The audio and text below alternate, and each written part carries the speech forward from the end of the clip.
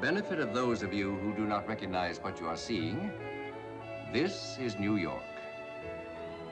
Beautiful from the air, isn't it? Beautiful and exciting.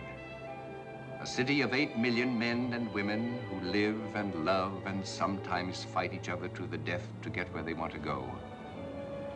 Only to find out when they get there, it wasn't where they wanted to be at all. This is my building, the Gifford Building. The Gifford Building houses the executive and home office staff of Gifford Motors, manufacturers of the car our advertising agency describes as luxury on wheels. It seems to me that our advertising campaigns are designed to appeal to the snob in everyone. This is the car I manufacture, the Gifford.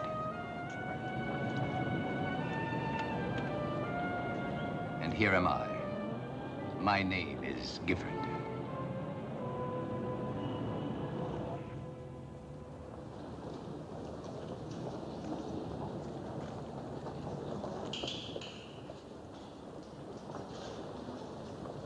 This is the very newest Gifford.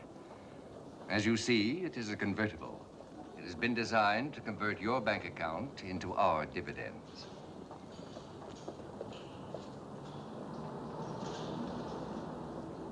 In case you don't know enough to come in out of the rain, this car does. At the first drop of moisture, these plastic panels close automatically.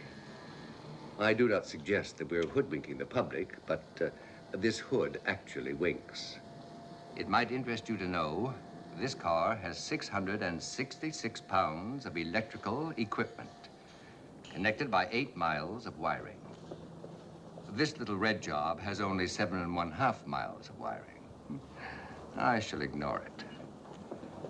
Yes, Gifford Motors is quite a company, the largest and most successful in its field. Everywhere in this country where wealth is centered, in the center of that wealth is a district office of Gifford Motors.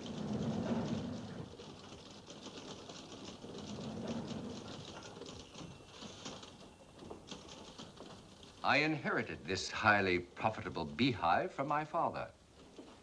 He would be proud, I am sure, to hear me say that I have increased his fortune 5 times over. Yes, it's a healthy, busy company. Except in here. This is the office of the late and honestly lamented Philip S. Briggs.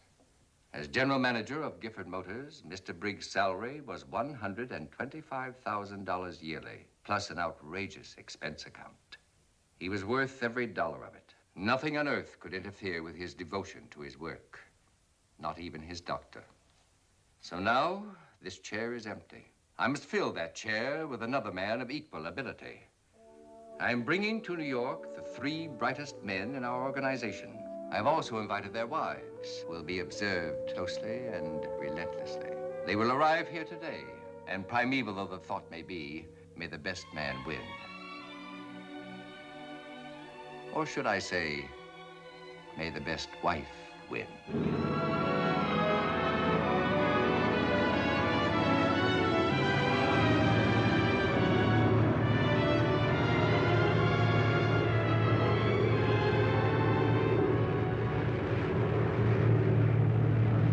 Oh, there's a chain. Yeah, it looks about the size of the one I gave Davy for Christmas. Yes. Now that you're in New York, you'll get a chance to play with it.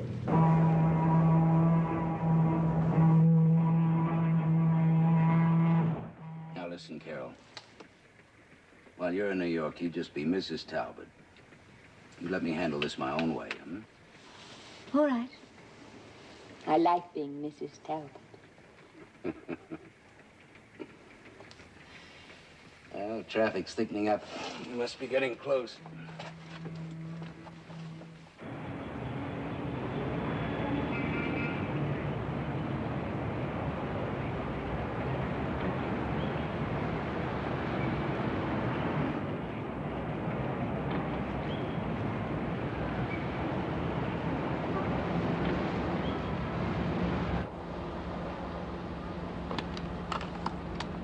I can wait till we get to the hotel. Yes, but you also can't. You better take every opportunity you have to be nice to it. With 5 days of social life in New York, it may talk back to you. No matter what you think, Liz, this isn't social, it's business. One of us is going to get that Briggs job.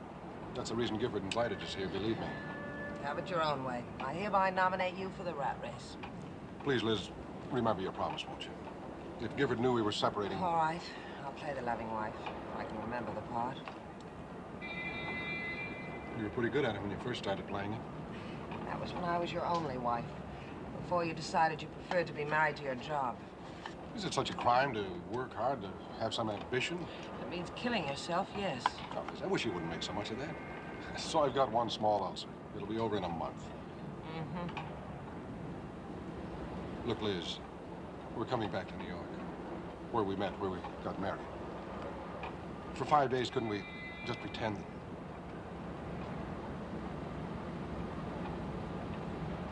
Well, we're almost there. Look, you can see daylight. I saw daylight years ago.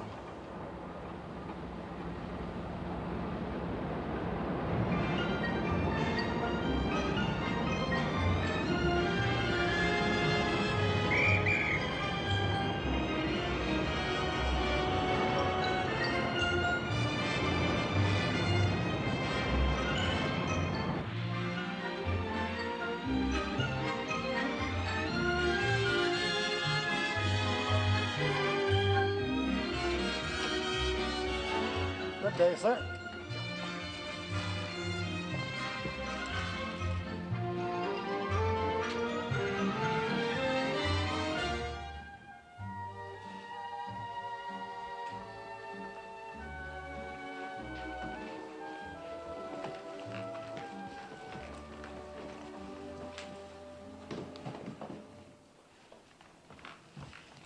Bill, this is awfully big for the two of us. I'd get lost in here.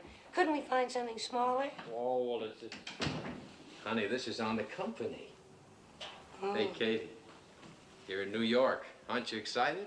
Well, I feel better up here than I did down the street. You know, every time I look up at those tall buildings, I'm afraid they're going to fall on me. It's funny you never came here with me before. It's funny about being pregnant all the time. All the time. Oh, no, I meant the first few years of our marriage.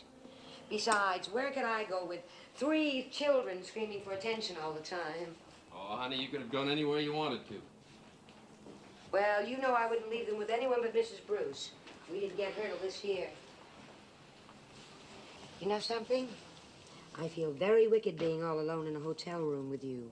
Well, now, you start feeling that way, we won't be alone long.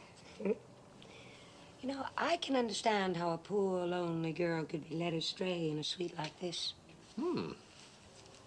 Why are we here?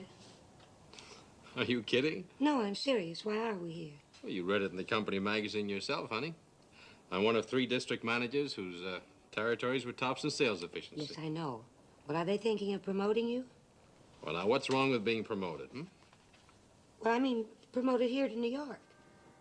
Now, what would you think of that? Well, I think that was terrible. Well, then, let's not think about it, Come in.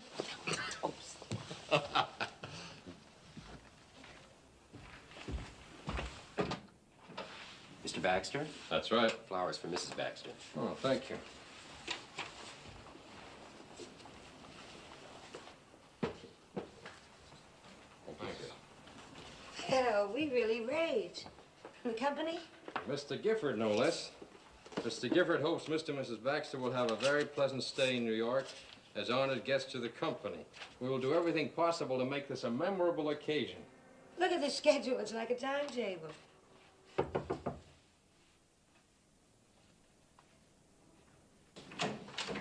Mrs. Sidney Burns? Yes. Some flowers. Thank you.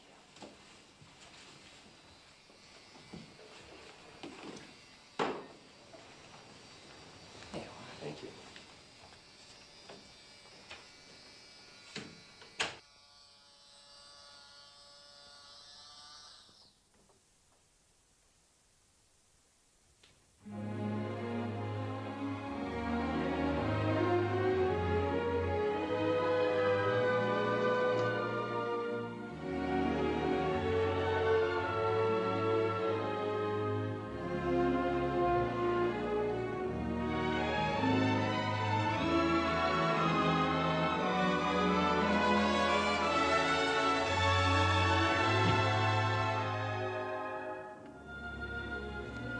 This is where I belong. You say something, honey? Yes. Come here a minute, Jerry.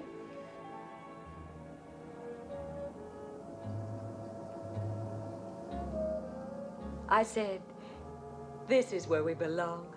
Now, look, Carol, don't build yourself up for a letdown. We don't know for sure that this 3-card Monte game is for that Briggs job. Well, I know. This is the first time the expense account has included the wives. They don't make a tycoon out of a man without being sure his wife will qualify as Mrs. Tycoon.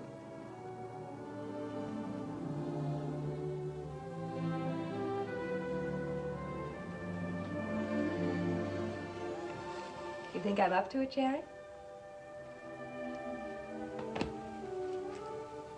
I'm never quite sure what you're up to. Well, I'm up to here with ambition for my husband. You'd like to have me get that job, wouldn't you? Only if you want it. You've got to want things, Jerry.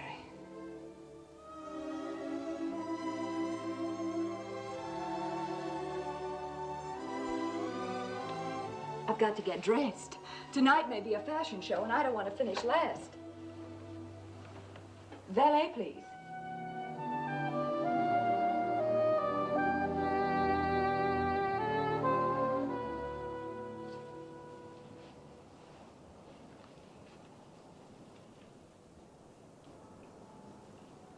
Bill, Yeah? I'm just beginning to realize that plane trip upset me. Oh, no, you don't, Katie. You're not backing out of this party. And they want to meet you, Mr. Gifford and all of them. And besides, I didn't bring you to New York to show you off only to bellboys and chambermaids. I like bellboys and chambermaids. Katie, what are you worried about now? Look, this dress. Why, that's your favorite dress. Yes, in Kansas City. Well, what's the matter with Well, it? it doesn't go with orchids, and it certainly doesn't go with New York. Well, what else have you got? Well, I ought to wear something with a plunging neckline. All right. The only thing I have with a plunging neckline is my nightgown. I used to work with Sid Burns years ago, and his He's my best customer. I just sold him his 5th Gifford. I can remember the station wagons were the cheapest model we carried. Let's stay in town for dinner and see your show. Good. I wonder where the waiter is. You're the hardest thing to get at a party is a glass of water. Mr. Gifford, that report I sent you Monday. Now, I realize that this isn't the time or the place. You're correct. This isn't the time nor the place. Could I get you a scotch and soda, Mr. Gifford? No thanks, Grove. You're much too valuable a man for that. Oh, Tony. Yes, sir? I know this affair is a necessary evil, but must it go on indefinitely? Where are the guests of honor? My schedule suggested they be here at 6:30. You said to have everyone here ahead of them. Tony, when I say everyone, I never include me. Sorry, Uncle Ernest. Now, you'll remember everything, darling. I'll try, Bill. I'll do my very best to impress Mr. Gifford and everybody. That's my girl. And when we get back tonight, and I'm apologizing, I want you to remember that. Oh, everything will be fine. But just remember, 1 martini, no more. Yes, Bill. And don't say yes, sir, to Mr. Gifford. Just address him as Mr. Gifford. Yes, Mr. Baxter. And don't you worry. Don't worry, he says. Pretend to listen. 1 martini, 3 sips. Be sure to mingle. Don't relax. Speak up. Be quiet. No, Mr. Gifford. Yes, Mr. Gifford. What do I do if somebody invites me to step out of my cage?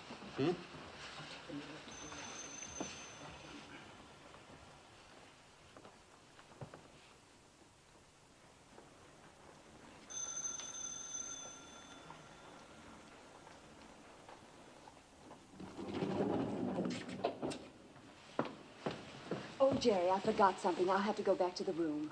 Oh, well, I'll wait here for you. No, you go ahead. I won't be a minute. You need the key.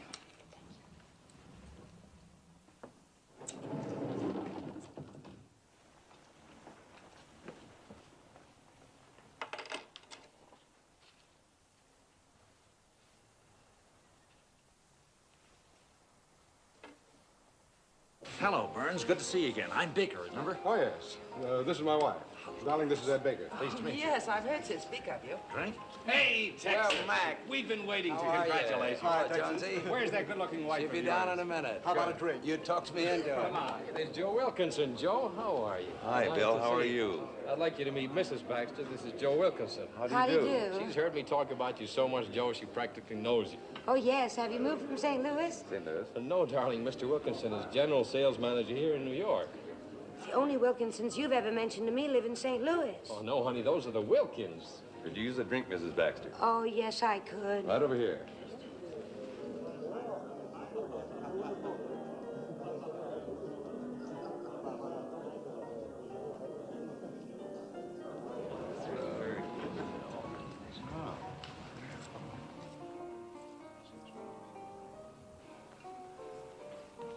How do you do? I'm Tony Andrews. Oh, I'm Mrs. Talbot. I'm glad to see you. You'll be seeing a lot of me. Wherever you go and whatever you do in New York, I'll be along to pick up the tab. Well, I'll continue to be glad to see you.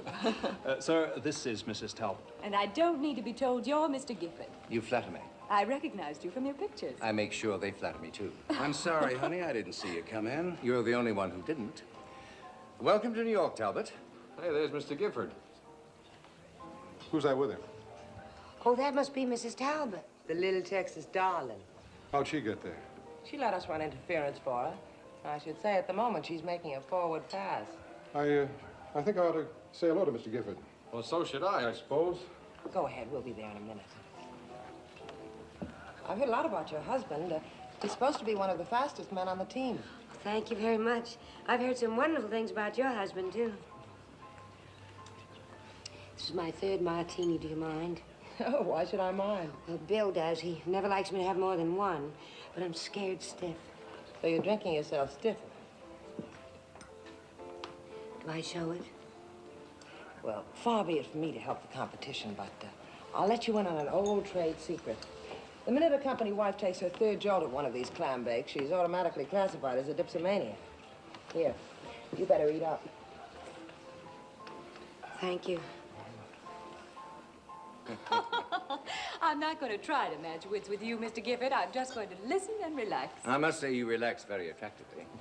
I'm a firm believer in relaxation. That's why I surround myself with hard workers, such as your husband and... Oh, hello, Burns. Hello, Baxter. Hi, Mr. Gifford. Mrs. Talbot, may I present Mr. Burns? How do you do? Mrs. Talbot? And Mr. Baxter. How do you do? How do you do? And will you gentlemen please identify Mrs. Burns and Mrs. Baxter for me? This is Mrs. Burns. How do you do? How do you do, Mrs. Burns? No, you're Mrs. Baxter. Oh, yes, I'm Mrs. Baxter. Oh, yeah. How do you do? Then, you must be Mrs. Burns. Well, when I came in, I was Mrs. Burns. Mrs. Talbot, one of these ladies is Mrs. Burns and the other is Mrs. Baxter. We'll straighten it out later. Tony, come here. Yes, sir. Gentlemen. Gentlemen. Gentlemen, I wish to present you Mr. Talbot, Mr. Baxter, and Mr. Burns, who, as a reward for their accomplishments on behalf of Gifford Motors, have been brought to New York tax deductible.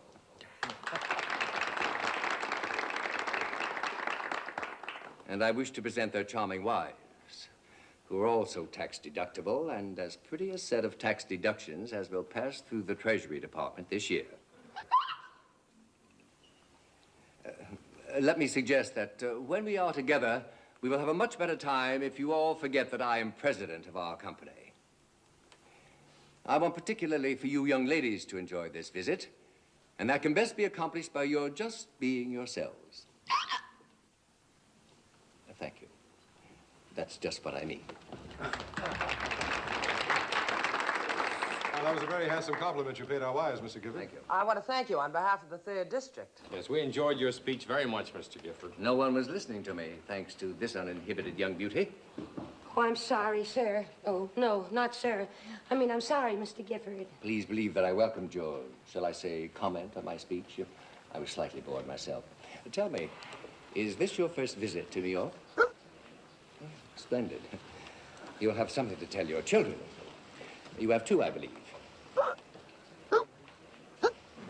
3. And I suppose they're the most wonderful children in the world. I knew you were going to say that. Here, darling. Water. Yes, pinch your nose. Drink from the opposite side of the glass, upside down. That's right.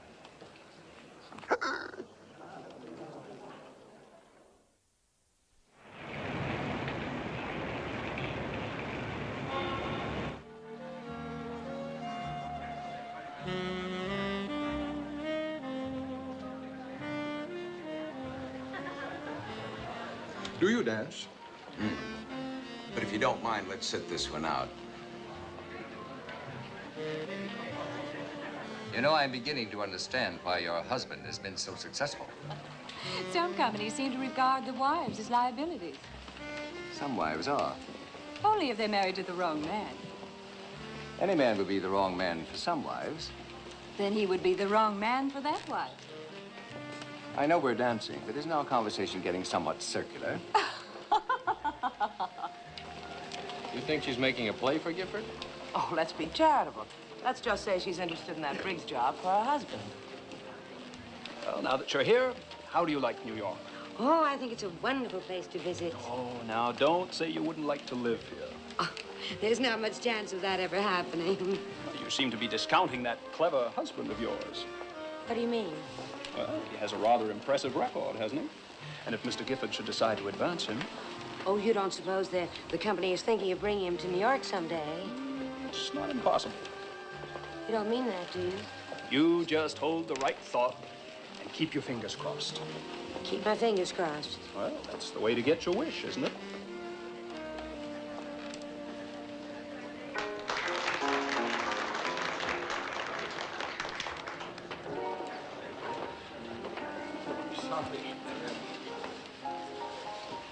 Talbot, your wife dances beautifully. Your wife dances beautifully. Your wife dances beautifully. Bill, to Kansas City. I'm sorry. Oh, but go easy, darling. No, I'm all right. I was just trying to drink with my fingers crossed.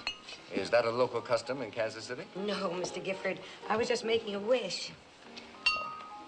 Let's hope it comes true. Well, that sort of depends on you. Anything in my power. Well, I just wish you wouldn't give Bill a job in New York. Katie. Really? That's what you're wishing? Well, you see, Mr. Gifford, Katie doesn't know. I didn't tell her. Didn't tell her what, Baxter? Well, I mean, I didn't... What didn't you tell me, Bill? Well, nothing, honey. Let's just skip the whole thing. Did I say something They say, terrible? Mrs. Baxter, that if you tell your wish, it doesn't come true. Of course, that's merely a superstition, but I guess we better let the future take care of Please, it. let's change the subject. My name is Katie Baxter, and I have 3 children, all of whom are much smarter than I am. Excuse me. Katie, No, darling. you stay here, please. Just a minute, Baxter. May I say something? I'm sorry, Mr. Gifford. I think my wife needs me now.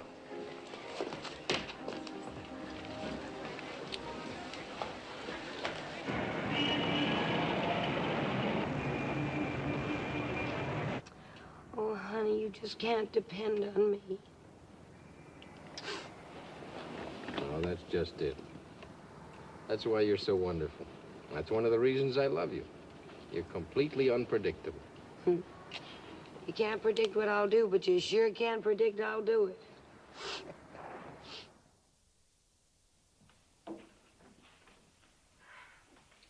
Well, in my opinion, Mrs. Baxter certainly knocked her husband out of the running. I wasn't referring to Mrs. Baxter. Just what does that mean? I saw you working on Gifford tonight. Well, you won't go after the job. You even act as if you didn't want it. Sure I want it. So does Burns, so does Baxter. That's just it. Probably 3 fairly nice guys. Under normal conditions, I'm sure we'd like each other very much. Now we've got to perform for the master. Got to try to catch each other off balance with one smug little show of superiority that'll knock out the other 2. Why, this 3-ring circus? I don't care about the others. I was just trying to prove to Gifford that he wouldn't be making a mistake if he chose you. Carol, you let me prove that. But, darling, don't you see? If I did show him a little attention, it was only to encourage his interest in you for the job. Now listen, I'll get to the top, but I'll get there on what I've got, not what you've got.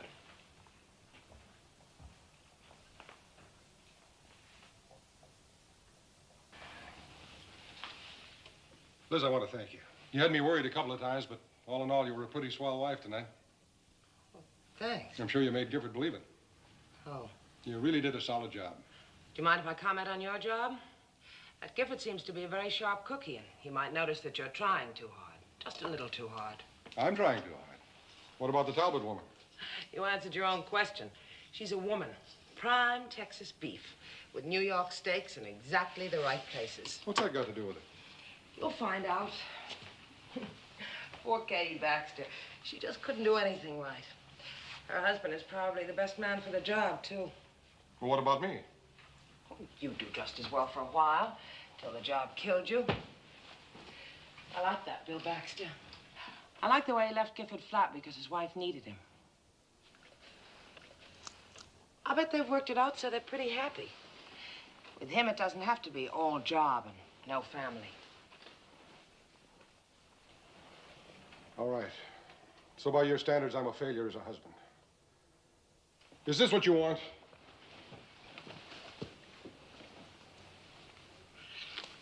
Get away from me. I'm sorry, Liz. So am I.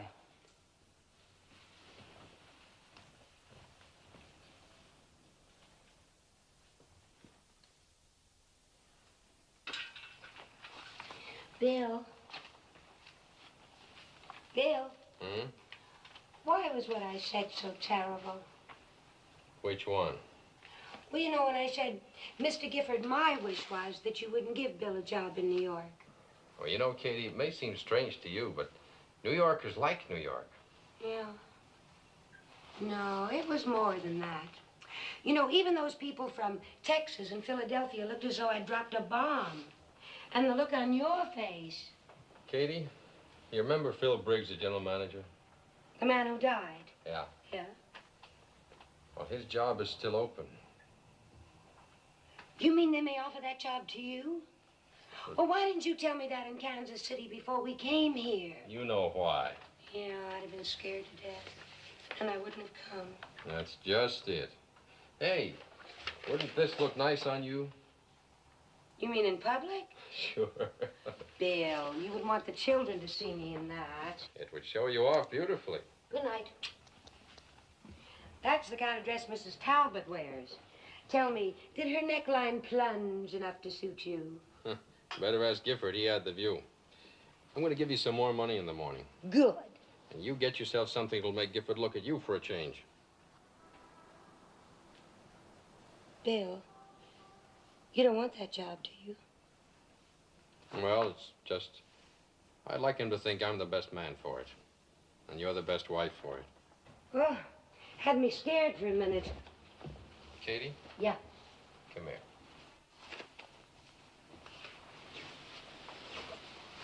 Now, let's get this straight here and now. I don't need the Briggs job to make me happy. But I do need you. Oh, Bill, do you know that's the first time in our lives you've ever said you need me? Just like a play I saw on television. No, 2 plays, the same night. I love you. And I love you.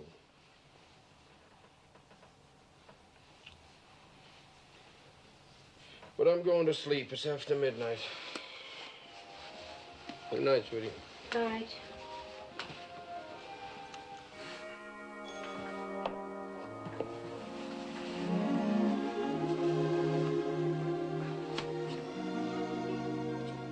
Of course, you're the best man for the job. And I'd like to see Mr. Gifford offer it to you. Oh? But I'm glad you want to stay in Kansas City. Oh.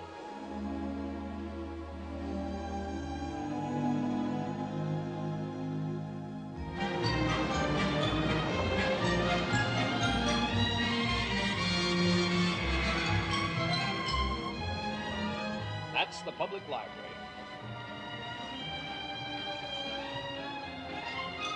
Those lions look superior, don't they? They remind me of somebody. Oh, I know. They look like Mr. Gifford. Very discerning of you, Mrs. Baxter. Mr. Gifford has been accused of posing for them. Wasn't it considerate of Mr. Gifford to furnish us with such a tactful and entertaining escort? We wouldn't know about that. Oh, now, please, ladies, I am not worth it. Well, Mrs. Talbot can use you for practice until she gets a chance at that old string bean Gifford again. Don't repeat that to your uncle. Oh, he can tell his uncle as far as I'm concerned. Tell his aunt, too. His uncle happens to be Mr. Gifford. Mr. Andrews, If you get near a river, would you please stop? I'd like to jump in.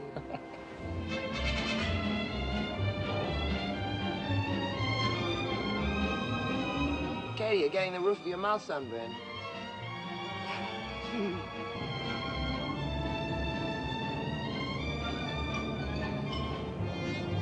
This is the United Nations.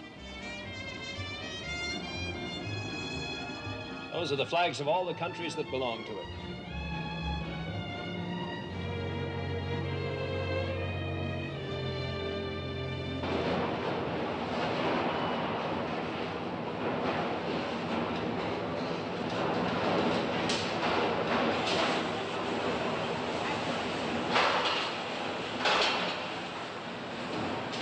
Some of the men have been here ever since the plant opened. My father knew every one of his workers by name. Yes, he used to call me Sid. What's that? I said your father used to call me Sid. Really, Mr. Bird? You should be proud you worked your way up through the plant. Yes, sir, I am. How on earth did you ever stand the noise?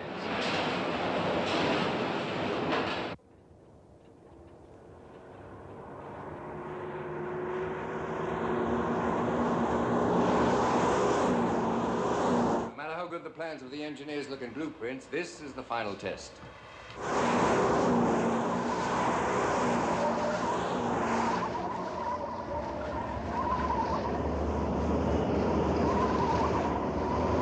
Whenever we brought out a new model, I couldn't get Briggs to listen to what I had to say about it. The only man he wanted to talk to was that test driver. He was a great general manager. I think he was the best informed man I ever met, especially about people. I remember when he came down to Texas, he knew everything about everybody. He even knew that I had a collection of early Colt revolvers. That was his special trick, and he made it pay off handsomely. He called it his particular brand of enterprise. How did it work? Well, he had a huge file pertaining to the various sports and hobbies of men. When he met you, he'd bring up your hobby as though it were his own. His best deal was made with an amateur mountain climber who never knew the Briggs got dizzy if he stood on a thick carpet. You don't approve of the Briggs technique, Baxter? No. In the first place, it's based on deceit, and I don't think that big business is built on personal relationships anymore.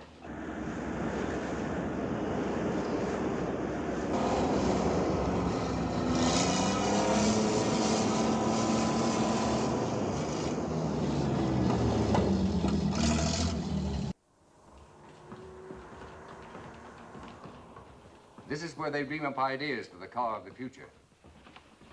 There's nothing about an automobile that we're not working on. Have any of you gentlemen ever thought of an improvement that would sell more Giffords than we're selling now? Well, if we could cross a Gifford with a helicopter, it might help solve the parking problem. We tried that once, but gave it up. But step over here, gentlemen. Oh, Jones. Johnson. Or is it Robinson? My name is Jablanovsky, Mr. Gifford. Oh, of course, yes, Jablanovsky. Show us what you're planning for us.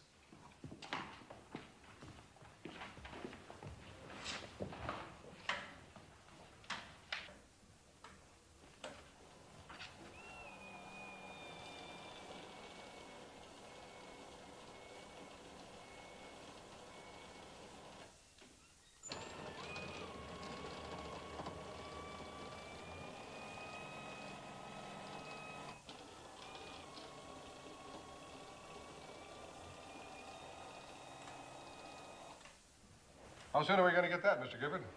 As soon as we can get the cost down to where it's practical. I could sell 1,000 of those cars a week. Yeah, so could I.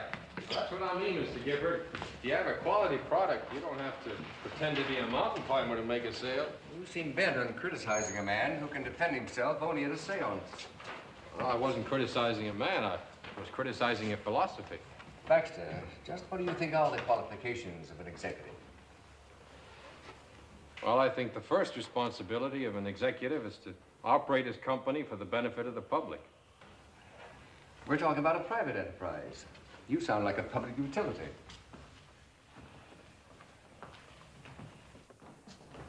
This is the room I've been looking for. Beautiful color combinations. I can understand why you brought us in here. Not at all. I've been looking for a place to sit down. You haven't had much to say, Talbot. You learn more listening.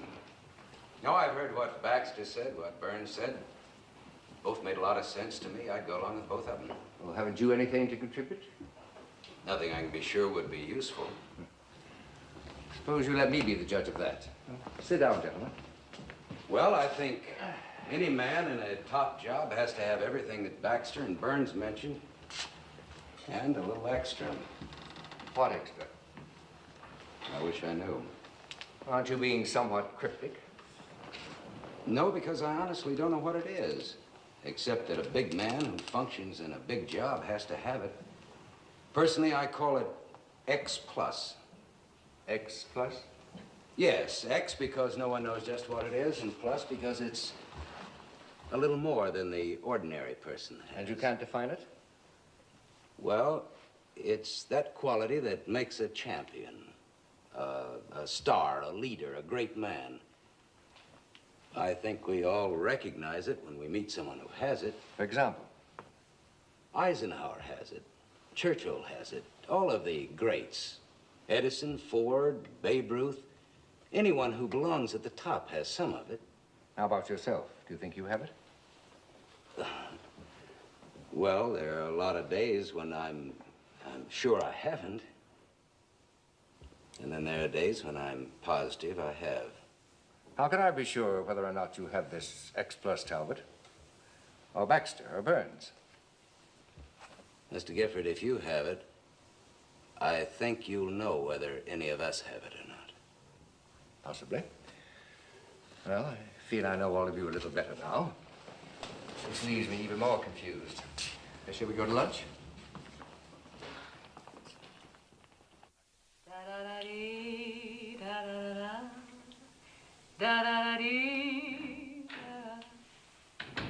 Hi.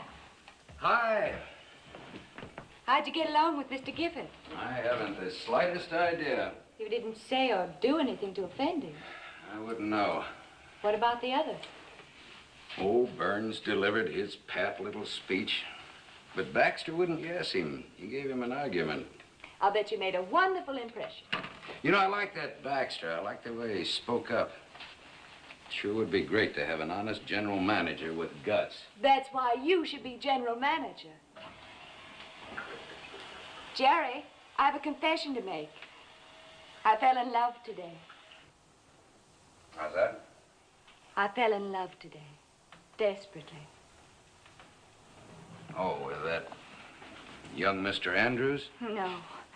With New York. Oh, Jerry, this is the most fabulous, exciting, thrilling city. Oh, we just have to be here. Oh, this is where all the most important people in the world are. Carol, could it be that you're just a bit of a social climber? Well, if I am, then New York is Mount Everest.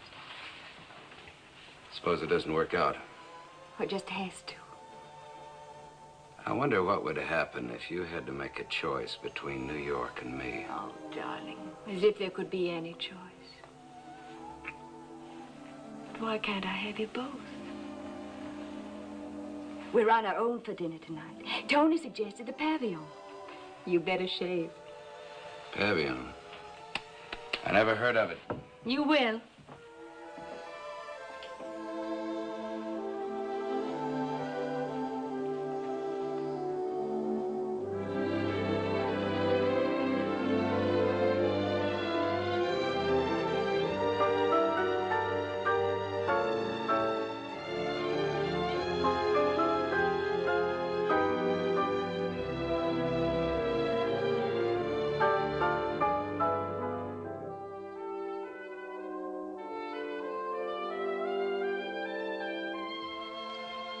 You know, Liz, I'd say I came out on top.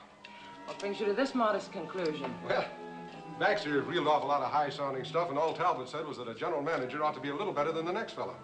Made it a perfect setup for anybody that could make sense, and Aren't you forgetting about your ulcer? Sorry, you asked me a question. I was just trying to answer it for you. If you're not interested. Forgive me. For the moment, I forgot about the job and was interested in you. You think I'm a conceited heel, don't you? No. Well, I do. Now that I've thought about what I've been saying. How is your ulcer? Terrible. The food at the plant is cooked in steel pots for iron stomachs. But if you accomplish something for yourself, I guess the suffering is worth it. Sure. You're right, Liz. All in all, I'd say I had a very good day. I don't claim to be dazzling, Mr. Gifford, with my personality, but I'm getting someplace. Don't you think so? Oh, now, please, Liz, I'm not being conceited now. I'd like your honest opinion as an outsider. Sure. As an outsider, I can see you're getting someplace.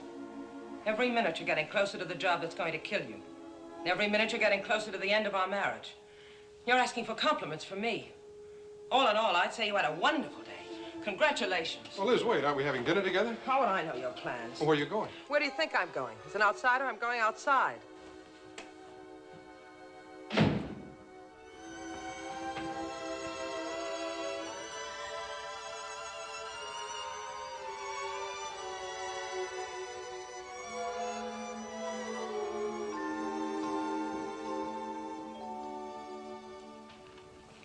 Where did I put the phone? Bill, when are you going to ask me? What about, honey? About this afternoon. I did it again. I made cracks about Mrs. Talbot and Mr. Gifford that weren't very nice. In fact, if anyone made them about me, I'd start swinging. And then I found out that Tony, sitting right there as big as life, is Mr. Gifford's nephew. I didn't know that either. Well, if you wanted Mr. Gifford to think that we're the best couple for the job, I proved to anyone who might have had the slightest doubt that as a candidate for Mrs. General Manager, I am positively not it. Well, darling, compared to me, you're a career diplomat. What'd you do? I spoke my mind. Good. I don't think Mr. Gifford liked what I said. Well, I think that's wonderful. At least he knows I'm no yes man. See? Not wanting the job, you could speak your mind. You could be perfectly honest. And I will bet you that he has more respect for you than he has for any of those other fellows. Yes, dear. And I will bet you... Oh, dear. What? You don't suppose he has so much respect for you he'd make you take the job? Darling, between the two of us, I think we can succeed in failing. Yeah, I think so. What's on the schedule for tonight? Hey, we're on our own. Oh, that is wonderful. I have a suggestion. Why don't we have dinner right here in the suite and call up Kansas City and talk to the children? Oh, great. Now, while I order dinner, you put on one of those New York gowns you bought today. Oh, I didn't buy one. But I promise you I will go out tomorrow and really shop for something. You be sure you do. I will. Hey, listen, why don't you go shopping with that Mrs. Burns? She seems to have a pretty sharp eye for clothes. Well, thank you for the suggestion. Oh, that's okay. Now for our big evening. While I order cocktails and a menu sent up, you put on a slinky negligee. I didn't bring a slinky negligee with me. If you want me to slink, you'll have to enjoy it in this bathrobe. Well, we'll put the lights out. I'll use my imagination. Hello? Room service? Room service, please.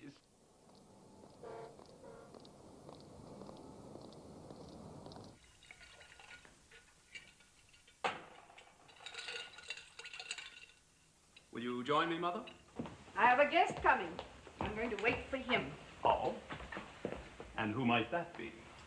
Someone I'm very fond of. I haven't seen him for a long time. Mother, that sounds very romantic. No, I'm related to him by marriage. My mother and father's marriage. It's your uncle. Oh. He must be coming to see me. He wants to know what I think of the three wives. Well, what did you think of them? Oh, strictly no contest. For a general manager's wife, one of them is so eminently suitable that... Don't mention the name of your choice, Tony. Oh. I don't wish to be prejudiced against her. Ernest, you look just as I remembered you. I hope it's no trouble my dropping in for a cocktail. And I will have a cocktail, Tony. It's no trouble. It's just a bit of a shock. Well, I was coming back from Long Island. Crossing the bridge, I happened to look down and see your house. Thought of you. Wait a minute, Ernest. That look you have. It isn't they came here for cocktails look. A very discerning woman, even in your riper years. Should I resent that for you, Mother? Down, boy. You know about the company's guests of honor? The Briggs job caper. Mother, you've been watching television again. I get around. Have you picked your man for the job yet? No such luck. Right man, wrong wife. Right wife, wrong man. The wife will represent the company at certain times almost as much as her husband.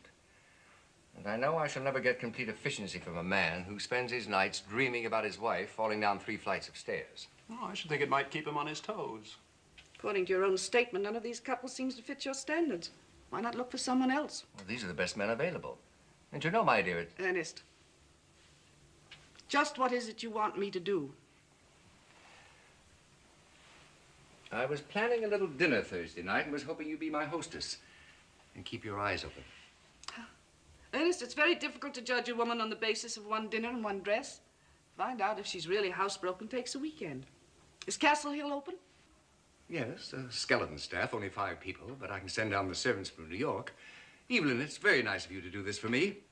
Why, not at all. It just means I have to cancel appointments with my dentist, my doctor, my dressmaker, my masseur, 1 lunch and 3 cocktail Evelyn, you parties. shouldn't let your life get into such confusion. A weekend in the country will do you good. It's very fortunate that I dropped in. It'll be interesting to see which wife you nominate. I hope our minds meet. Well, au revoir, dear. Tony?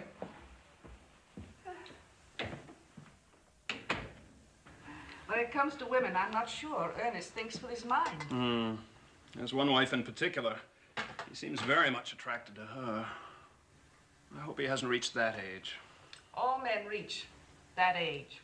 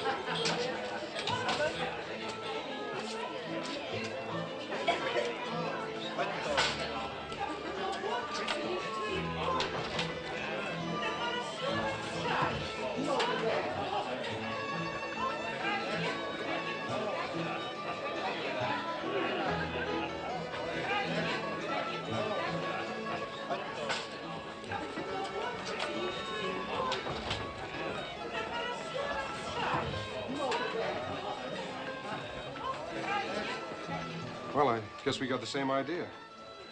You're referring to good food, yes. Mind if I sit down? You're still my husband. You have certain rights.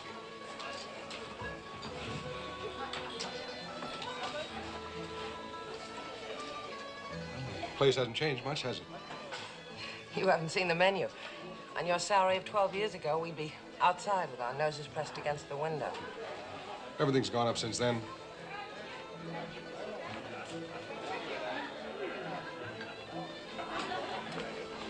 Liz, when you left the hotel, You gonna sit here? Yes, if you don't mind. It's all right. He's my husband. You know, my wife and I used to eat dinner here almost every night years ago. You want a cocktail? No, thanks. We sat right at that table over there. No cocktail, huh? No. Well, say, there was a waiter here by the name of Tommaso. Is he still around? Yeah, he's the boss now. Is that right? I'd like to talk to him. I'll tell him. Thanks. No cocktail, huh? No. Well, Liz, we had some wonderful times here, didn't we? Yeah. Great times. What happened to us? We got married. No, I don't mean that. Do you wish to see me? Well, Tommaso. Hello. I hardly recognized you. Food's too good. How are you? You haven't been in lately. Well, it's been about 12 years. Why not? We're living in Philadelphia now. And we're married. To each other. Well, I remember you was married here, right at that table. We had our wedding dinner there. Liz, have you ordered yet? No. Why don't we have that same dinner tonight? You remember, Tommaso, was $1.25 dinner. Red ink included. Sure, same dinner, exact. Right here. $4.50, wine extra. Giovanni, 2 pranzi, un spaghetti, un ravioli, 2 antipasti. Uno con doppio di pepperoncini. Okay. Hey, how many kids you got? 2. What's the matter? Yeah, we're not complaining. Maybe this is going to give you ideas. A toast. To love. To love. Ah, here we are. Just like our wedding night. You see? I remember. Double order of peppers for you. Thanks, Tommaso. I'm going to serve you myself now. You take the spaghetti and you take the ravioli. No, Tommaso, it's just the other way around. Of course, that's the matter with me. Coming right up. Sid, you can't eat that. Oh, I guess you're right. 12 years ago, I could eat it. 12 years ago, I was at the bottom of the ladder and on top of the world. I didn't know when I was well off. You still don't. Liz, I was so miserable and lonely after you left the hotel. Then I thought about Tony's, and I guess I came here to feel sorry for myself. What brought you here? It brings people back to the place where they were happy, or murderers back to the scene of their crime. You explain it. I don't expect you to believe this, but I love you very much.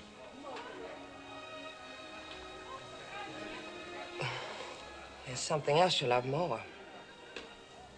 Look, if I'd forget all about the Briggs job, if I'd really settle down for some home life, would you give me another chance as a husband? No. Why not? Well, in the first place, that wasn't an offer. It was a question. And in the second place, the two of us being back here together tonight makes one of your loves seem to outweigh the other at the moment. No, I'm serious. I'll prove it to you. You said that before.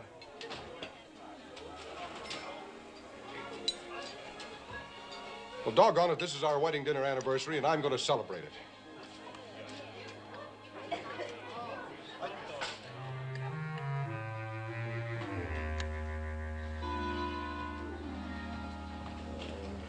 Sid, sit up.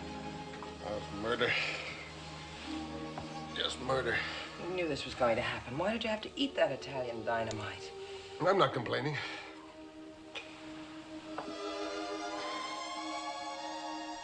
By the way, did I thank you for a wonderful evening? Thank you, too. Pardon me. Mistake.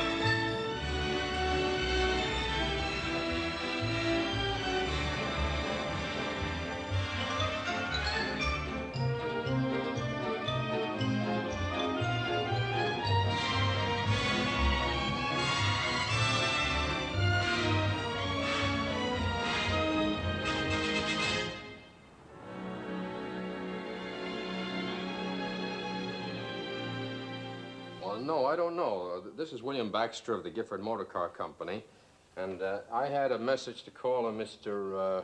Kleinert. Yeah, I'll hold on. Hi, darling. Hello, sweetie. Where have you been? Shopping. Bill, I found the most wonderful thing that you're just going to be crazy about. Oh, that's great, because take a look at that. What is it? Invited to Mr. Gifford's place on Long Island for the weekend, and we're leaving tomorrow afternoon on his yacht. For the weekend? Yeah, isn't it? Oh, hello? Yes, Mr. Kleinert. Oh, I see. No, I can come over right away if you like. Will Talbot and Burns be there? I see. No, I'll come right over. Thank you, Mr. Kleinert. What do you know? I have to go over to the advertising agency right away. Is anything wrong? Anything wrong? Honey, this is wonderful. I just tossed out a few suggestions this morning, and now Gifford wants them to go over all the advertising layouts with me. With me, honey. Not Talbot, not Burns, just me. What do you suppose it means? It means that I'm way out in front. It means that I may be the new general manager. Honey, this may be the big break that... Bill, Yes, kid. you do want the Briggs job, don't you? I wouldn't be human if I didn't, honey. It's the top job in the whole organization. Of course I want it. Okay, Bill, then I want you to have it. If you want it, then I want it too. Gee, and if my ideas for that campaign are really good, and if you knock him for a loop this weekend, you got that dress, huh? No, not that one. Well, tell me about it later, honey. I'll see you in about an hour. Bill! Hey, Bill! You forgot something. What? Good luck. Hi. Whatever it is, good luck from me, too. Liz, have you heard about the weekend? Yeah, I didn't expect to have that thrown at me. I had to go out and buy some clothes. What'd you get? An evening gown, a little cocktail outfit. Oh, I did something terrible. Like what? Well, Bill gave me money to buy some clothes, and I practically spent it all. What did you get? A very expensive barbecue. Katie, they're not wearing barbecues this season. Well, it's something he's always wanted and said he couldn't afford. What an idiotic, wonderful thing to do. Bill thinks I bought something sensational for the trip, you know, with Mr. Gifford. And what I want to talk to you about is, you see, Bill suggested that I ask you to help me to shop. Why me? Well, he said you have a very sharp eye for clothes. That's a compliment that husbands seem to pay all wives but their own. Yeah. Well, it's important to Bill how I look on this trip. And what's important to him is important to me. Well, let's see what we can do about it. Tell me, how much do you have left of Bill's money? $73. $73? Uh-huh. What do you actually need? Well, I need an evening gown for sure, and then I need something not quite so formal. And a fairy godmother. All right, I accept the nomination. First, let's consider your assets. $73 and a good figure. I've got it. There's only one answer to that, I hope. Come on. Where are we going? Well, it's a joint where they sell odd lot leftovers. And if you're lucky, sometimes you can pick up an exclusive that's been worn by a model. I never heard of a store like that. Well, it's not a store, it's a battlefield.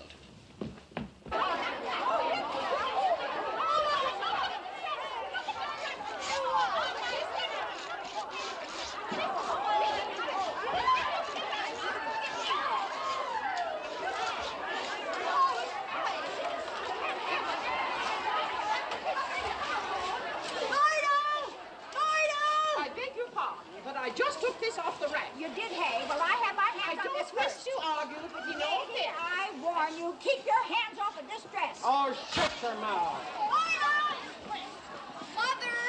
Mother, this is just what we're looking for. Oh, good. What size is it? It's an 8, just right. Did you see the new rack they just brought in? Oh!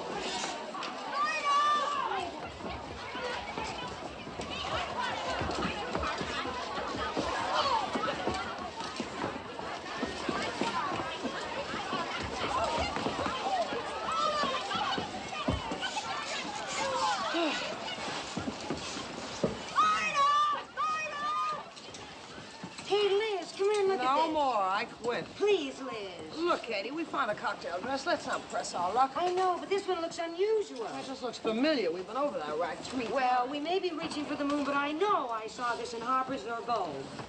Probably saw it in the comic books. Hey, where'd you get that? On this rack. It's only $59.95. That's a Maurice original. Maurice who? Katie, when the cheapest dress you make is $500, you only need one name. But I knew there was something about it. Oh, yes, I remember now. It's something terrible. It's a size 16. Well, buy it and let's get out of here. Well, I'm an 8. It doesn't matter, Katie. Maybe it's a small 16. Go try it on. Oh, okay. Sadie, where's that pink coat? I went out and bought a pink dress to match it. Now I can't find it anywhere. But you can't buy that. That's the dress I wore in here. Oh!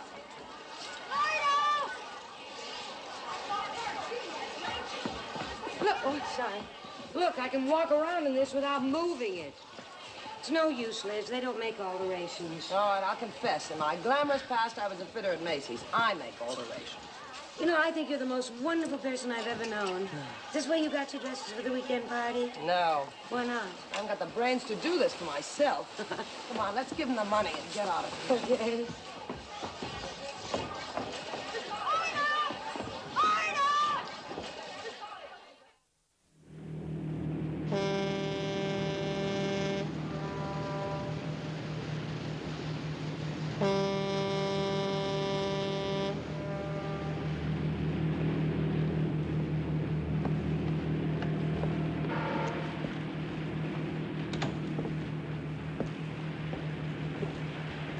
I'm feeling a little woozy. But we just left the dock. I think I'll go and lie down in that little room downstairs. Katie, sailors don't say downstairs, they say below. I am not what you call a good sailor, so I'm going downstairs.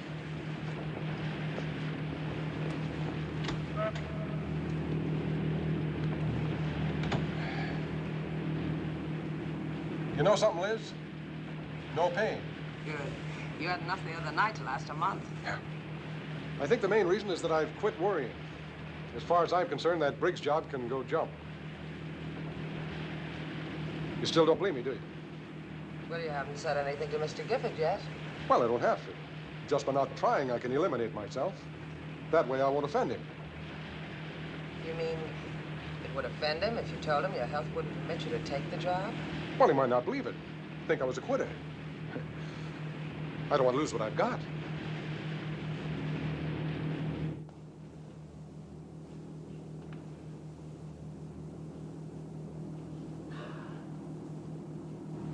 Why, this is as easy as driving a car.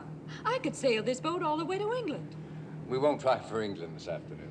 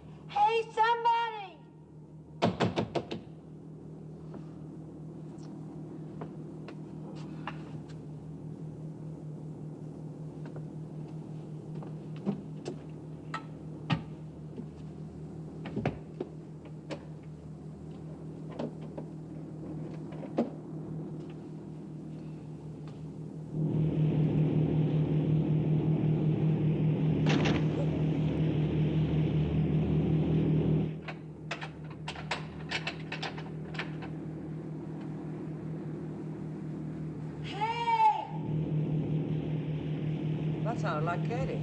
Yeah.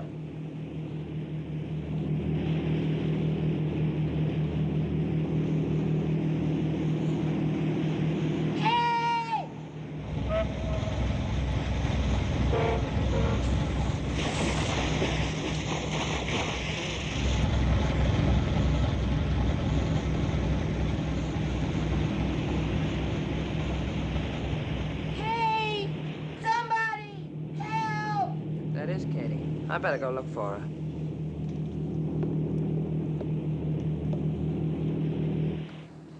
Mr. Gifford, we're getting off course. Oh, then you better take over, Captain.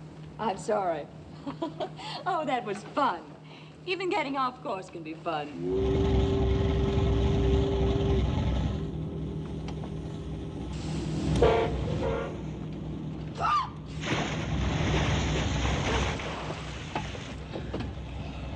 Well, glad you got here before I drowned. You managed to get into more trouble. Must be a very interesting life.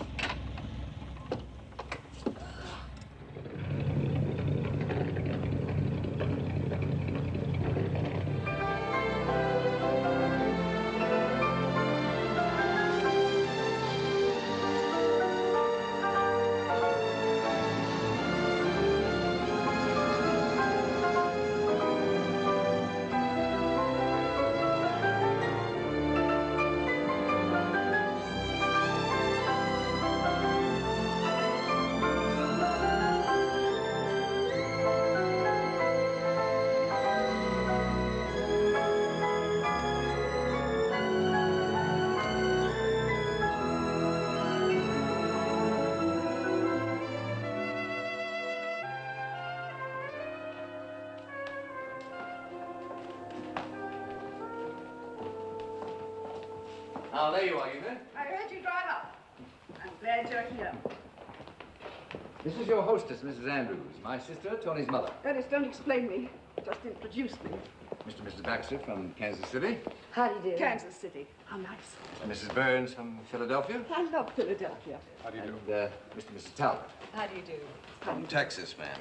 Dallas. I knew Texas would speak for itself. I believe we've met. You ladies are not what I expected. I thought you'd be like some Helen Hokinson characters, all girdled and bosomy. You're right about the girdle. I planned some tea for us girls. We dine rather late here. But first, let me show you to your rooms. You must want to freshen up. You gentlemen must want to freshen up, too. I'll show you to the bar.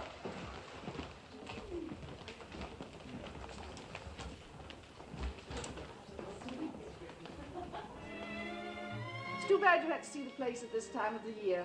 In the spring, the gardens are all pink and white and frivolous. Oh, I think it's just beautiful now.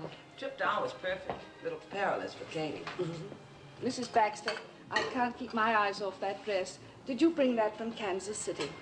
Oh, no, I bought this in New York. Really? Where? You wouldn't believe It's this. a Bonwittello exclusive. Oh, Bonwitz. Well, I didn't get it at Bonwitz. Mrs. Burns knew that. I've been admiring your dress, Mrs. Andrews. Italian, isn't it? Yes. You were just going to tell me. Oh, well, this is a place where they sell dresses that models have worn. You'd be surprised at the What prices. surprises me is you having the courage to do a thing like that. We're all so snobbish about clothes.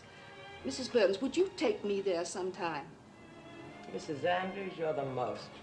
Oh, what does that mean? Oh, that means you're not a bit like Mr. Gifford. I wonder what's keeping Mrs. Talbot.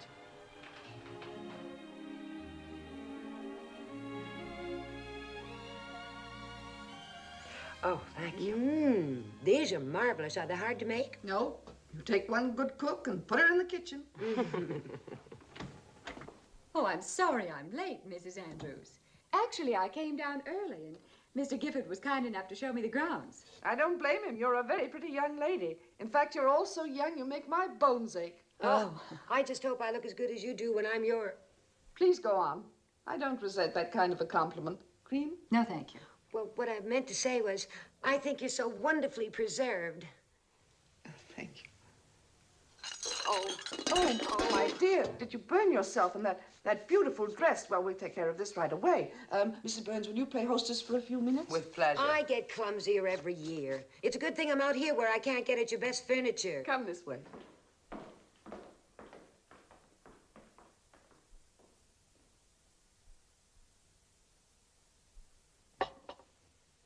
Isn't it a shame that Katie spilled tea on her dress? A shame, but not a surprise. What I meant was, she's upstairs getting chummy with Mr. Gifford's sister. Should that concern us? Well, Mrs. Andrews is an important stockholder. She could have a hand in picking the new general manager. Oh, Mr. Gifford makes his own decisions. Besides, I'm sure we both are aware that we happen to be living in a man's world. You haven't any children, have you, Mrs. Talbot? No. You know, I think if you and Mr. Talbot had children, you might realize that a man like your husband would be working more for his children than for you. You wouldn't mind that because they'd be your children, too, and you'd know you gave them to him. That's why, Mrs. Talbot, it isn't a man's world. It's a woman's world. Have a cookie, Cookie. Thank you. Thank you, Mary. Do you know something? That robe's never going to be happy on me again. It won't take Mary long to iron out your dress. Gosh, all this trouble and then having to leave your guests. Trouble, it's a relief. I'm always nervous at first with strange people. You're just saying that to make me feel good, because that's the way I am. Oh, I was so nervous that I was going to say or do something wrong. Yes, I sensed that the moment I met you. Not that you were going to do something wrong, but that you were all keyed up trying not to. Nobody would ever believe that you were nervous. I've learned not to show it. You're going to have to learn that as your husband grows more and more successful. You're going to have to learn a great many things. What kind of things? I mean, besides being a charming hostess to strange people, the way you're doing now. Aren't you actually trying to ask what it would be like for you if you were the wife of Gifford Motors' general manager? Yes. Well, in the first place, as your husband becomes more important to his company, he'll have to give it more of his time and attention. That's at your expense, of course. And you must convince him you're perfectly content. Oh, but I'm used to being alone.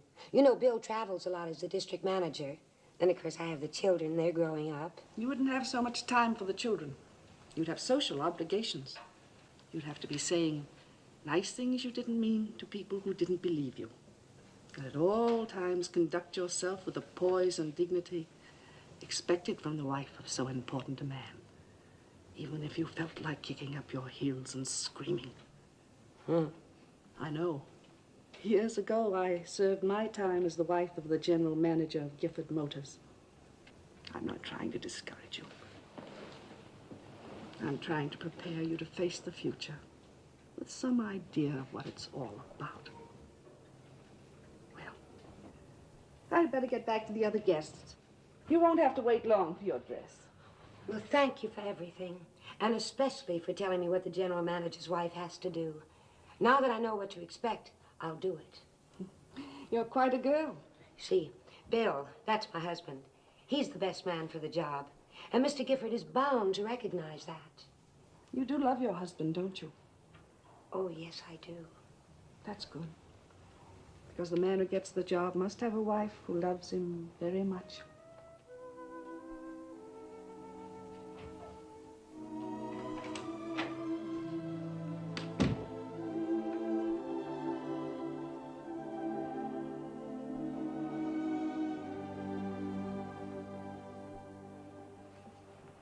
Everything on this wall was shot by my grandfather. He hunted in the West when the West was still wild. These are things shot by my father. He went to Africa with Roosevelt. That would be Roosevelt the first, in 1909. I think you gentlemen will find this a very interesting collection. These are specimens from all over the world.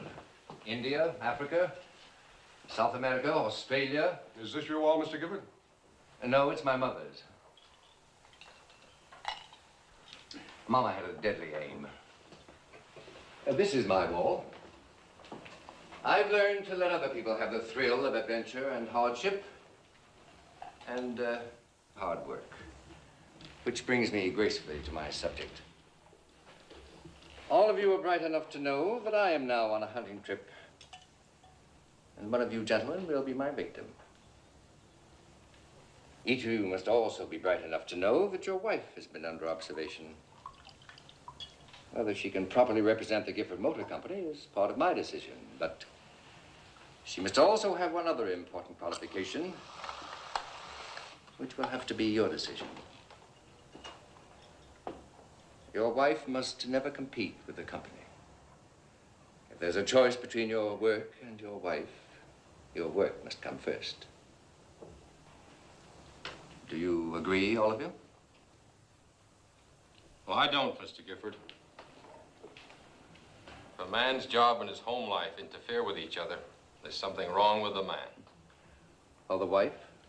Oh, possibly, but if you'd expect me to marry my job at the expense of my legal wife, I'm not your man. Well, I appreciate your frankness, Baxter. How about you, Talbot? Mr. Gifford, I didn't come here to ask for this job. I'm not asking for it now. Mrs. Talbot and I were invited to New York so you could look us over. You've been looking us over.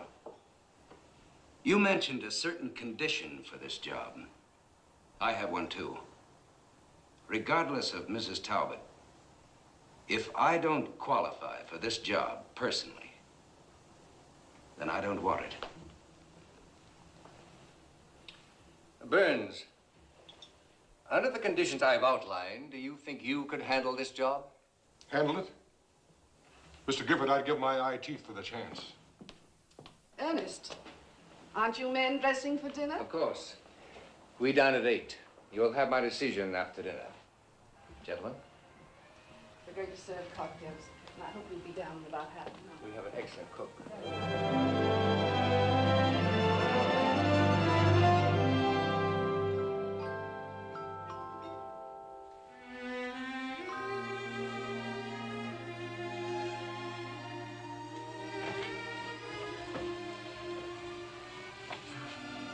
I thought maybe you could use this before you go downstairs.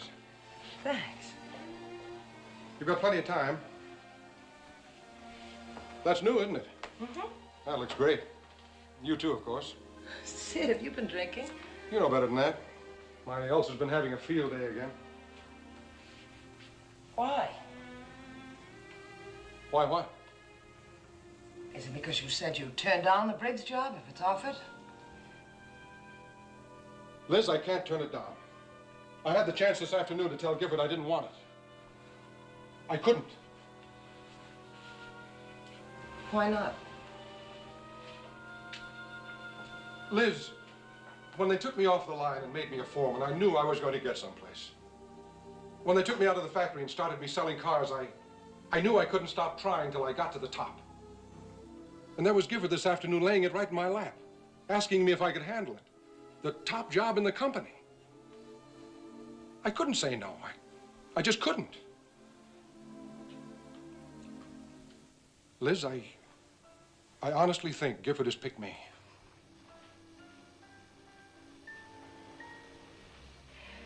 Well, congratulations. You're getting the one and only thing you want. No.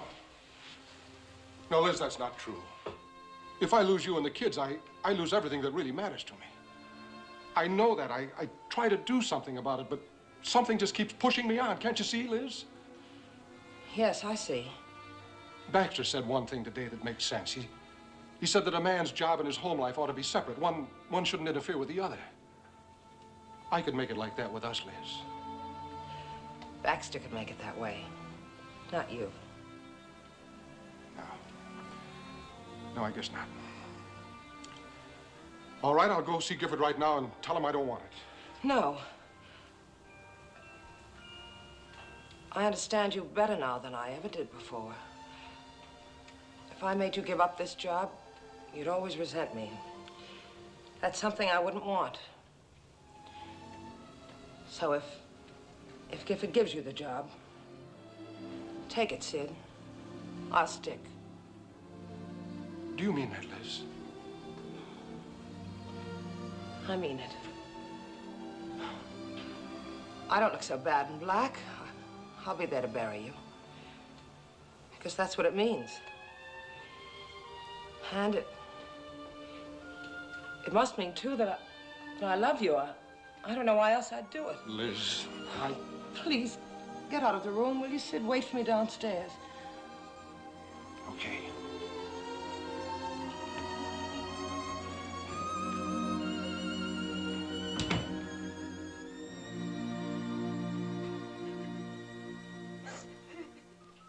Hey, Katie, darling, I've got to shave. Come on, aren't you ready yet? Just about. Close your eyes. Okay, come out, wherever you are.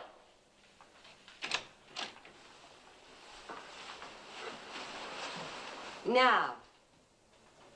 Katie, you're beautiful. Honey, you're absolutely beautiful. What a gown. But do you suppose I can get Mr. Gifford to unglue his eyes from Mrs. Talbot? If you do, I'll break his jaw. Bill, would it come as a terrible shock to you if I turned out to be smart? Katie, what have you done now? Well, this afternoon I spilled a whole cup of tea all over myself. Oh, that's all. This time I did it on purpose. Why did you do that? Well, I wanted a chance to talk to Mr. Gifford's sister, and it worked. Why? Well, they say she has a lot of influence with Mr. Gifford. And she told me things she said the general manager's wife had to do. And she said she was doing it to prepare me to face the future. So, looks like you've been elected. What kind of things, honey? Oh, things like how to be one of the social circle and how to get used to not seeing so much of my husband. Well, how would you feel about that? Oh, I'd feel fine. I think it would be just wonderful if you were the general manager. Honey, you said that a bit too loud. Too loud? Yeah. What if I said I don't want the job? You don't... Well, oh, Bill, anything you want. I mean, anything you don't want if you really don't want it. Katie, darling, listen. For 2 hours, we've been finding out the lowdown on what this job really means. And right now, boy, Kansas City looks good to me. Oh, I've never been so homesick for any place in my whole life. Well, I've got to get ready. Oh, Bill, if Mr. Gifford did give you the job, could you turn it down? Well, I don't know. I'd feel pretty silly after all I said about how I run things, but I haven't got it yet, and I believe in his good judgment. Oh, please don't say that. Now I know you'll get the job. I know. Put on that dress we brought from Kansas City.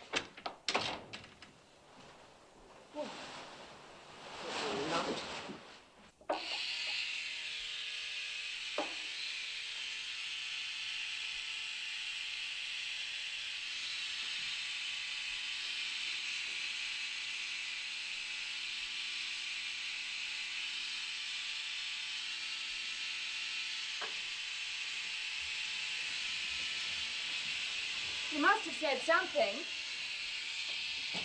What? I said he must have said something. Oh, same thing he's been saying ever since we got to New York. He likes to watch people squirm. He'd also like to see us all sit up on our hind legs and beg. Well, he's got to make up his mind soon. Yeah, well, he's going to spring the big news tonight, right after dinner. Oh, I'm sure it'll be you, Jerry. I don't know. But I can promise you one thing. Yes? I won't finish worse than third. Jerry.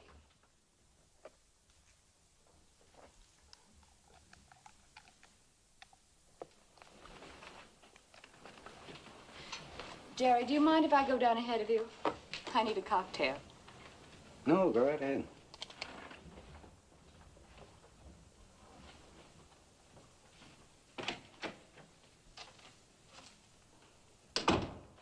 Well, that's the picture, as I see it. As usual, my dear, you see things very clearly. I must do something if I can. Come in. I can. I'm sorry. I was told you'd be alone, Mr. Gifford. He's going to be. Please come in. Shall I send in cocktails? Never mind, Evelyn. We'll join you presently.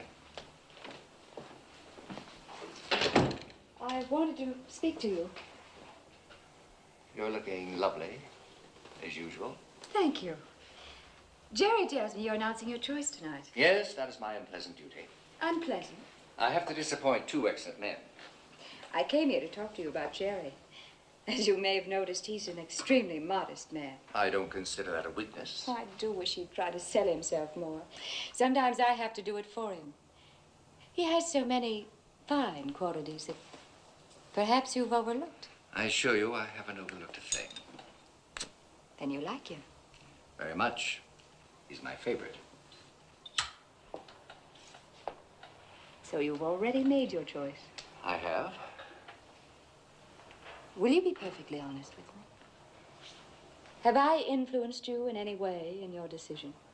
Most definitely. May I kiss you for that? Certainly may.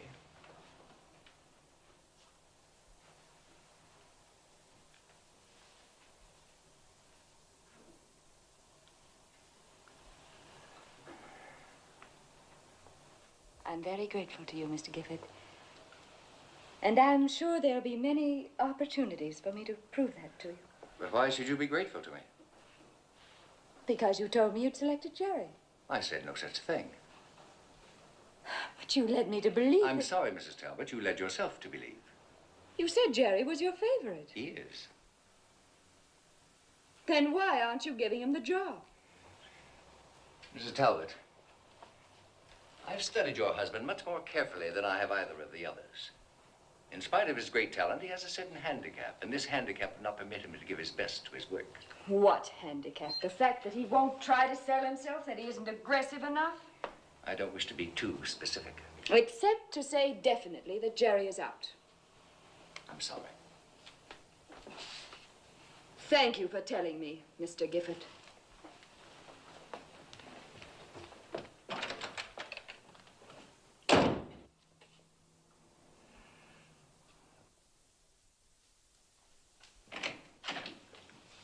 Hi, I was just fixing to come downstairs. Don't hurry.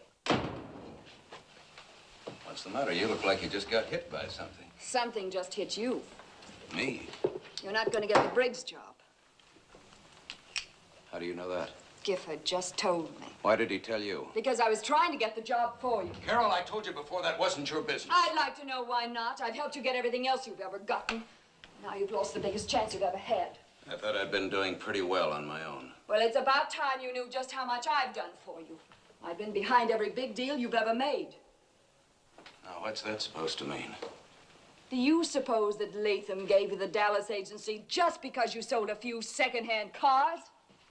And when Phil Briggs came to Dallas to look you over, well, he looked me over, too. And before he left town, he gave you the whole Southwest District. My contract for the Southwest District was signed 2 weeks before Briggs ever left New York.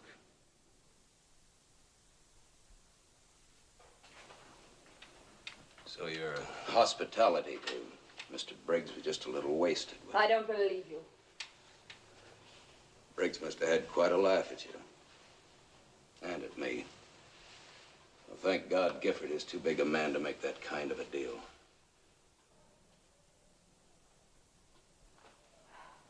Oh, look, Jerry, we both said too much already. This trip has been such a strain. Let's not argue about it. There's no argument. As far as I'm concerned, it's all settled. It's finished. I've been trying for a long time to save this marriage. Now I realize there was nothing worth saving. You can't mean it. Better start packing. I'll tell the others you're not coming down to dinner. I'll make arrangements for you to get back to New York. You're going to regret this, Jerry. I don't think so. I'll live and I'll do very well without you. And without your help. Now start packing. Do you intend going back to Texas? The devil with you and Texas. You leave Texas out of this.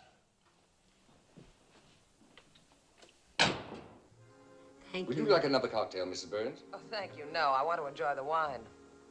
It isn't everyone who has an appreciation of wine. Well, that's quite a creation you're wearing, Mrs. Baxter. Thank you very much. Ah, there you are, Talbot, at last. Greetings. We're well into our drinks. Will Mrs. Talbot be down soon? No, I'm sorry to have to tell you she's gone back to New York. She's not feeling well. I do hope it isn't anything serious. No, it's nothing to worry about. She has a special medicine, but unfortunately, she left it at the hotel. Will she return? No. Tony. Yes, sir? Tony, remind me to send flowers to Mrs. Talbot in the morning. That won't be necessary, Mr. Gifford. No? I guess it won't. Thank you. To a long and happy life.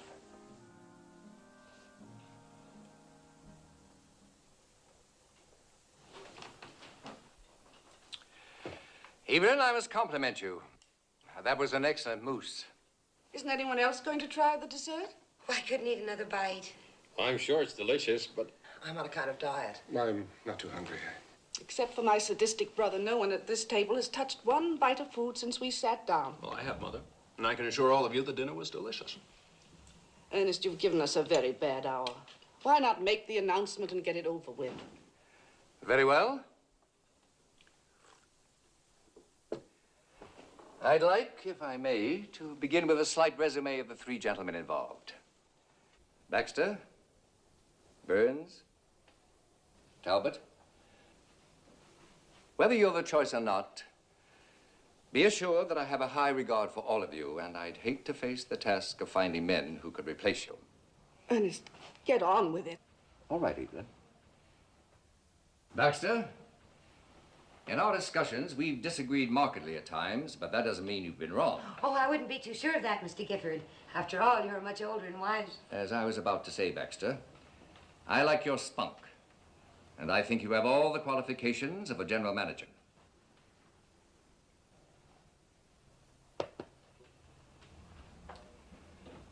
Burns, you're the type of man a company can point to with pride, up from the ranks and mastering every job we've given you.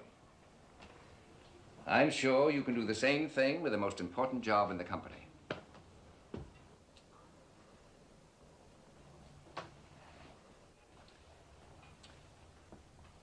Talbot, I think you have that X plus that makes a big man big.